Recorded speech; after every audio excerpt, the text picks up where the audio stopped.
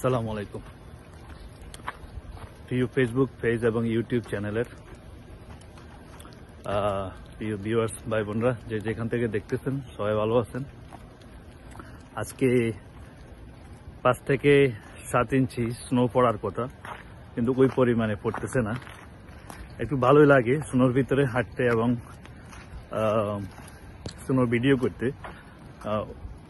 এখন হালকা পাতলা স্নো এবং রেইন হচ্ছে আর কি, এটারে স্নোর সাথে মিক্স রেইন এবং মিক্স হইতেছে আর কি। তো খেয়াল করলাম একটা ভিডিও বানিয়ে নিই আপনাদের উদ্দেশ্যে। কাজে চলে যাচ্ছি, কাজে যাওয়ার আগে স্নোতে ভিজে একটা ভিডিও নিলাম এই আর কি।